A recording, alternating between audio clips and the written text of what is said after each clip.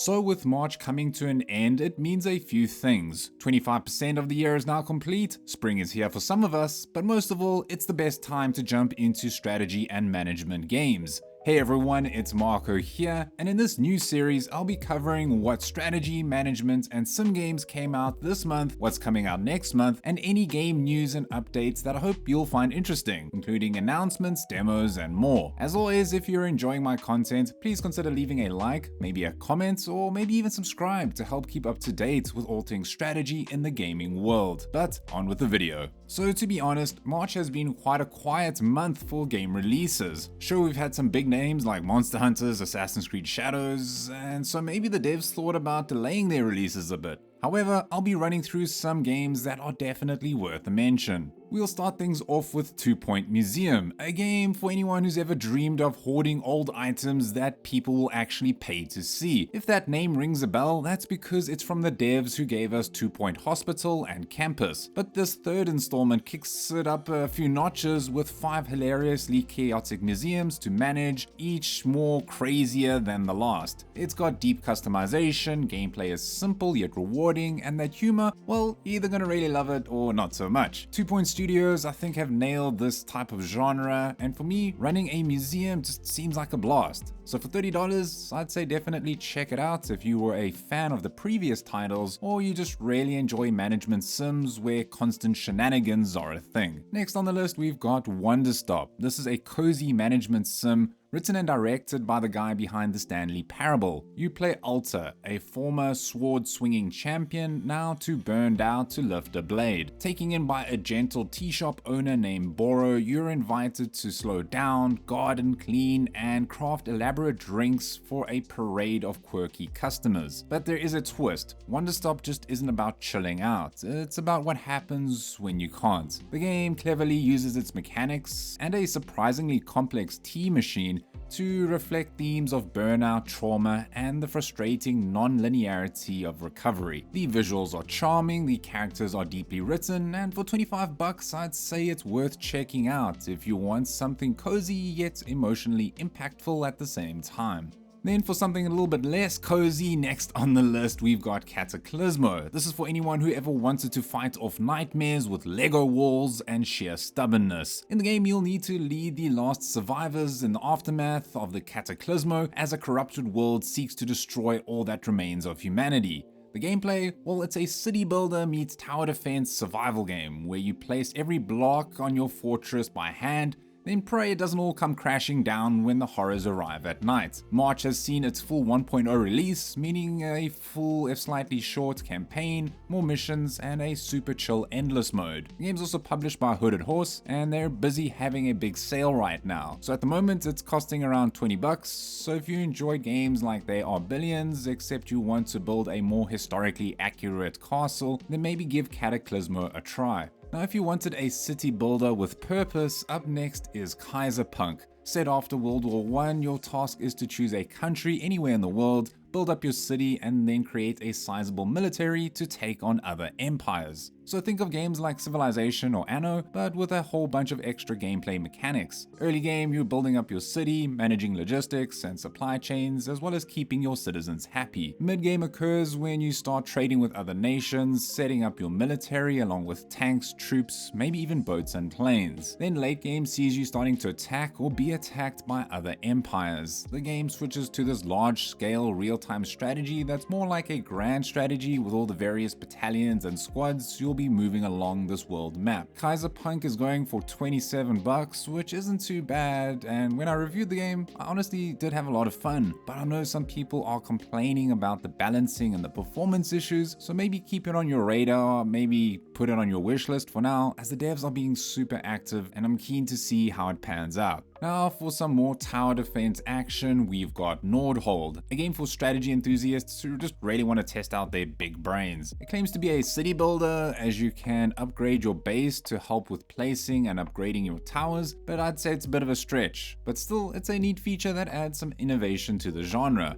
I played the demo during the Steam Next Fest, and honestly, it was pretty addictive. It's got roguelike gameplay, so after every run there is meta progression, so you can unlock more upgrades, plus it's got a whole bunch of towers, heroes, and bonuses to use in the game. It's going for 16 bucks right now, so if this looks like your kind of jam and you enjoy tower defense games, maybe give Nordhold a try today. Now, another game that came out recently, it's Grit and Valor 1949. I played the demo a while back, and for me it ticked a lot of the right boxes. This roguelike has you controlling a group of mechs in this real time with pause action, trying to take down waves of evil Axis forces, all set in this diesel punk setting. Some compare this game to Into the Breach, which I guess, but this is all real time. Yes, you can pause, but there are no turns in this game. You are just making sure you're in the right position, attacking the right enemy. And because it's a roguelike, you get that meta progression, so you're able to upgrade your mechs back at base. It's not a long game, it's around 20 hours or so, but with that you get a variety of mechs with their own abilities, boss battles, and different landscapes to rain down some destruction. Grits and Valor is also having a launch sale. It's 20% off, so around $16. So maybe check it out if you enjoy mechs and this kind of action. Okay, so last game I'm mentioning here was thanks to one of my subscribers. It's Schedule 1. It's a first-person management game where you are literally Breaking Bad your way from a small-time dope pusher to a powerful drug kingpin. It's set in the grungy city of Highland Point, where you'll need to expand your empire with properties, businesses, and employees. And yeah, you're a drug dealer, so it might not be everyone's cup of green tea, but it's got online co-op and quite a bit of in-depth mechanics that have got thousands of players entertained. It's currently sitting at an overwhelmingly positive rating on Steam, plus it's going for 17 bucks on sale, so maybe check it out if this looks like your type of game. So that wraps up the games that came out in March. Let me know if I missed out one or two. There weren't that many, but wow, April is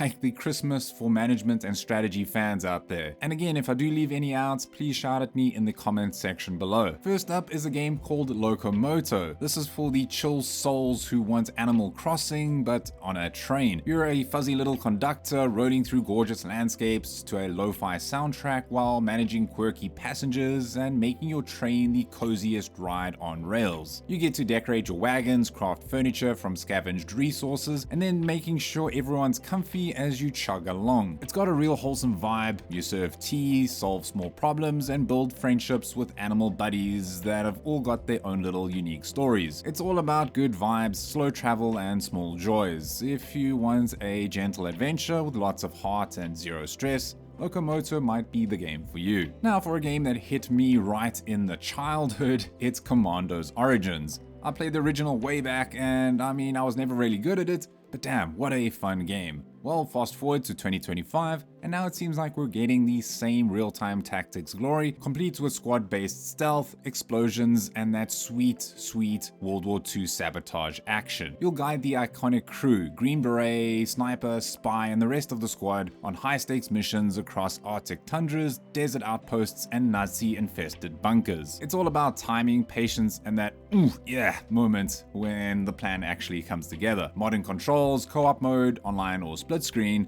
and loads of tactical freedom make this feel like the Commandos comeback we didn't know we needed. So if you miss the days of quick saving every 10 seconds and yelling no at a blown cover, then maybe Commandos Origins will be the game for you. So remember the movies, not the films, but the actual game? Well, it's been a long time since that has had any rivals whatsoever, but Hollywood Animal might be close. This movie management sim is set in the early 20th century, featuring this noir aesthetic that really fits the vibe perfectly, along with all that cinema drama that occurred during those years. What do you do in the game? Well, you're trying to build up your own movie studio empire from the ground up. That means a few things. First will be designing and building up your studio, along with a variety of buildings and quite an in-depth upgrade tree. Then there are the movies themselves, where you are planning out everything and anything related to the movie. From the ideas to the location to everyone involved, there is so much detail for you to direct and produce some really fun and interesting films. I played the demo, I really enjoyed it, especially its clean design and its smooth jazz soundtrack, but if you enjoy tycoon games and want something a little bit more unique, maybe add Hollywood Animal and some popcorn to your wishlist today. Next on the list, we've we've got Night is Coming, for fans of survival games who wished Banished had more Slavic folklore, frostbite, and nightmare creatures trying to eat your villagers at sundown. This grim but good-looking survival strategy game drops you into an Eastern European fantasy world where the trees whisper, the snow howls, and the darkness, well, it's always creeping in. Your job here is to build a settlement, keep your people alive, and then train them to fight off literal monsters in the woods. So yeah, no pressure there. Every settler has unique traits, moods, and a knack for crafts or combat. You'll be managing food, shelter, morale, and magical defenses, all while snowstorms roll in and portals open to let the horrors in, like these leshies, the werewolves, and these night hags. So if you like your city builders with a dash of folklore and a whole lot of doom, Night is Coming might be the game for you. Now, for my turn-based strategy fans out there, we've got Chains of Freedom. This is set in a bleak, fictional Eastern Europe where everything's gone sideways. You command an elite military squad trying to untangle a conspiracy involving mind control serums, rogue scientists, and a government that's hanging on by a thread. I played it, and the combat is pretty tight and unforgiving, and it makes sure that every move counts. You'll equip your squad with all sorts of delightful tools, from flamethrowers to mortars to meat hooks. Yeah, I know, right? This game's got a lot going on. You could toss in some biocrystals to tweak your soldiers' abilities, manage your ammo with, crafting systems, and then try not to die as you scavenge through collapsing cities and eerie forest labs. So if you're a fan of XCOM and those type of games, it might not be the next XCOM 3, but it's definitely worth checking out. Now for a game that I mentioned in my best pixel art games coming out this year, it's Warside. And strategy fans, if you ever remember Advance Wars, then yeah, this is pretty much that. It's a turn-based tactics game with a full single-player campaign. It's got these unique commanders, as well as a whole bunch of unit types like tanks, jets, snipers, yeah, you name it. The multiplayer has both local and online, so you can crush your friends whether they're next to you or across the globe. It's got some solid mechanics, and if you're a fan of pixel art games, then maybe Warside will be the next strategy game for you. Now, if you've ever wanted to rule a Roman city without the risk of actual betrayal and backstabbing, Pax Augusta has you covered. This is a proper ancient city builder where you start with a dusty settlement, and with some strategic planning, you're going to turn it into a bustling metropolis, complete with markets, bathhouses, and maybe a gladiator school or two. It's planning to have that sweet mix of trade, economy, and politics. So while you're managing resources and keeping the people happy, you're also trying to not upset the emperor. Fires, disease, and corruption will keep you on your toes, and if the Senate decides you're slacking, well, let's just say job security wasn't great in ancient Rome. With a historically accurate campaign and a sandbox mode for freeform building, Pax Augusta is shaping up to be a treat for fans of Caesar and Pharaoh alike. Now for all my Harry Potter fans, if you've ever wanted to run your own wizard school, then Wizdom Academy puts you in charge of building, managing, and expanding your very own magical academy. You'll recruit students, hire eccentric professors, and most importantly, keep the whole place from falling apart when mana supplies start acting up. Beyond just slapping down classrooms and potion labs, the game lets you shape the destinies of your apprentices. Will they become legendary spellcasters or end up scrubbing cauldrons for eternity? That's all up to you. With mysteries to unravel, resources to manage, and a fully customizable academy to design, Wizdom Academy is shaping up to be a spellbinding mix of city builder and colony sim. Now for all my RTS fans out there, you probably already know this, but Tempest Rising is coming out next month, and it is here to scratch that Command and Conquer itch. This is set in a war-torn alternate history Earth, where this one brings back the classic formula with modern visuals and tight mechanics. I played it, and it's fast, it's fluid, and it really rewards tactical thinking, just like the classics. So if you missed the golden age of Red Alert and Tiberian Sun, then Tempest Rising is going to be the next game for you. Then this is an interesting one. GeoGuessr is finally coming to Steam. The Steam edition got its official listing with a plan to launch in April next month. If you've never played it before, it is a ton of fun trying to guess where in the world you are, but the big question is, will this version ditch the monthly subscription for a one-time purchase as it's looking like free to play at the moment. They haven't confirmed anything yet, but maybe add it to your wish list just in case. And then coming right at the end is Badlands Crew. You're in charge of a heavily armed battle wagon rolling through a lawless post-apocalypse to take down warlords and rescue survivors. Those who remember Bomber Crew and maybe Space Crew, those are really good games, and this is very similar, except it's basically Mad Max Crew. There's tons of customization here. You can bolt on flamethrowers, sniper turrets and medical bays, and even lookout towers to turn your rig into a rolling fortress. But it's not just about hardware, your crew will also need some training too, and once they're dead, well, they're dead for good. With dynamic battles, shifting faction power struggles, and hazards like sandstorms and giant sandworms, because yeah, I guess sandworms are trending now. Every run is a brutal test of strategy and survival. If you love tactical chaos on wheels, then maybe check out Badlands Crew. Phew, that was a lot of games, but now for some updates to games that are already out.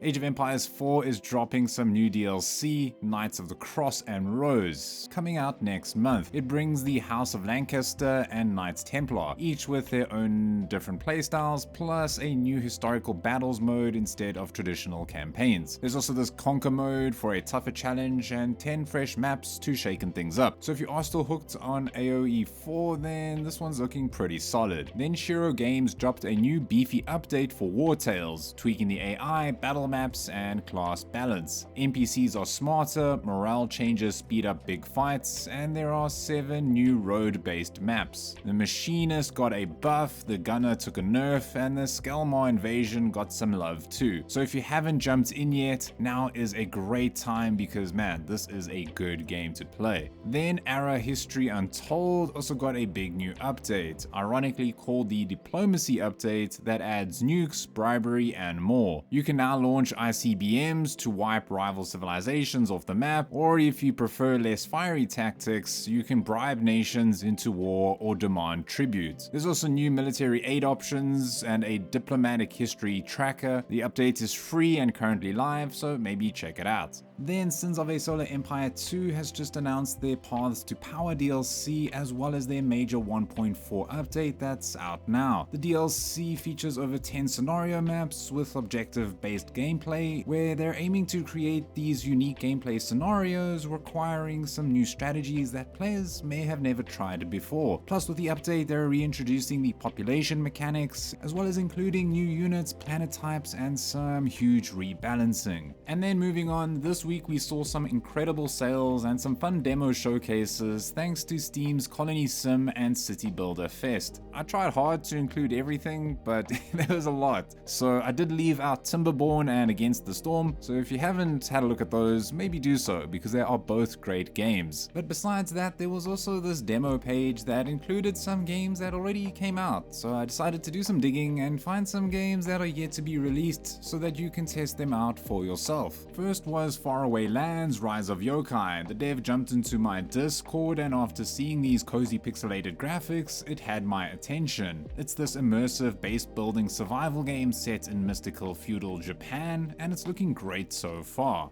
Next is All Will Fall. This is a physics-based survival city builder where every structure can collapse. You need to build your settlement on water and hope that everything doesn't go all Humpty Dumpty on you. Then there's Dungeons and Kingdoms. I've been following this game for some time now, and now this medieval city builder, management sim, and RPG hybrid has a demo. It does have quite a few bugs, but the dev team are actively working out all the kinks, and it's looking pretty promising. Then there is Liftland, a fantasy city builder, this time looking like Scribblenauts wanted to make a god game. No release date yet, but it still looks like a lot of fun if you're looking for a cute little god sim game. Then there's Syntopia. This is a part god game, part colony sim, part automation game, all set in hell. Yep, you've got to handle all the bureaucratic needs the underworld demands in order to sustain your hellish empire. Now, the Ground of Aces demo has been out on Steam for some time, time, but it is looking so much better thanks to recent updates. Here you'll need to take command of a remote military airbase during World War II. I played a bit of the demo, I had a ton of fun, so yeah, definitely go check it out. But now for some new games that were announced this month. So first up we have Shadow of the Road. Published by Owlcat Games, best known for Warhammer 40k Rogue Trader and their Pathfinder games, this new title is a story-driven turn-based RPG set in feudal Japan. However, there are some fantasy twists to it, like they're aiming to mix machinery and magic all into one.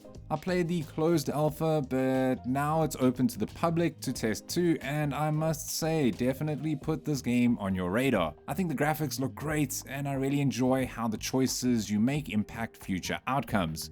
But most of all, that combat is really satisfying and it's shaping up to be a lot of fun. It's got some interesting mechanics like a brake system to stop upcoming attacks, plus all these cool abilities. Man, it's looking incredible. Now if you ever wanted Red Dead Redemption as a city builder, or maybe check out Wild West Pioneers. In the game you'll establish settlements, appoint sheriffs and mayors, and manage trade routes, all while keeping your settlers happy. It's got a day and night cycle, it's got that gridless freeform building, and a little bit of strategic planning, so it's more like a relaxed take on the genre. It's set to launch in early access this year, so maybe keep an eye out on this one. Next up is a Total War competitor from the publishing company Microprose. It's called Strategos, which is this ancient warfare real-time tactics game that will throw you into large-scale battles with tons of factions and units. With thousands of soldiers on your screen, you'll be able to recreate real or fictional historical battles between major and minor powers of the ancient Mediterranean. If you enjoy complex mechanics and advanced controls, and if Rome Total War was one of your favorite games,